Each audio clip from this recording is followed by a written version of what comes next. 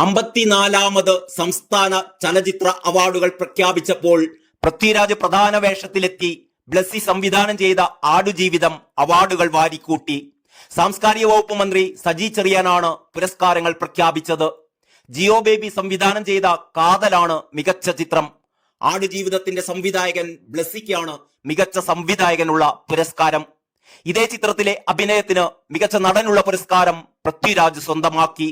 ഉർവശിയും Beena R ചന്ദ്രനുമാണ് മികച്ച നടിക്കുള്ള award പങ്കിട്ടത്.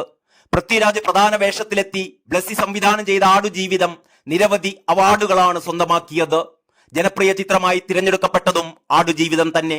ഇതേ ചിത്രത്തിലെ പ്രകടനത്തിന് KR ഗോകുലിന് പ്രത്യേക ജൂറി പരാമർശവും ലഭിച്ചു. കാതലിലെ അഭിനയത്തിന് സുധി കോഴിക്കോടിനും ഗഗനചാരി എന്ന സിനിമയ്ക്കും പ്രത്യേക ജൂറി പരാമർശമുണ്ട്.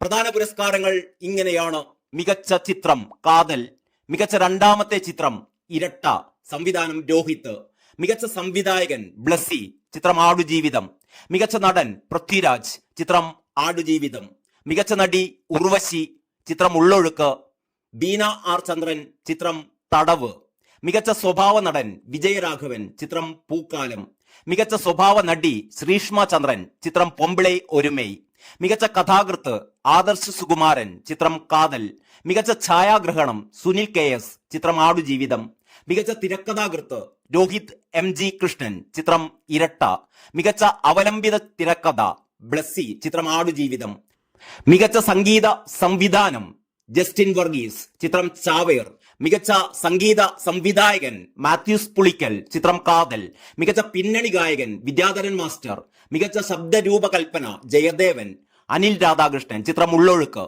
മികച്ച ശബ്ദമിശ്രണം റസൂൽ പൂക്കുട്ടി ശരത് മോഹൻ, ചിത്രം ആടുജീവിതം, മേക്കപ്പ് ആർട്ടിസ്റ്റ് രഞ്ജിത്ത് അമ്പാടി, ചിത്രം ആടുജീവിതം, വസ്ത്രാലങ്കാരം ഫെബീന, ചിത്രം ഓ ബേബി, കലാമൂല്യമുള്ള മികച്ച ജനപ്രിയ ചിത്രം ആടുജീവിതം, സംവിധാനം ബ്ലസ്സി, മികച്ച നവാഗത സംവിധായകൻ ഫാസിൽ റസാക്ക്, ചിത്രം തടവ്, മികച്ച സിനിമക്കുള്ള കേരള സംസ്ഥാന അവാർഡ് ചിത്രം ഗഗനചാരി, മികച്ച നടനുള്ള ജൂറി പരാമർശം കൃഷ്ണൻ ജൈവം, ഗോകുൽ ആടുജീവിതം, സുധി കോഴിക്കോട് കാതൽ.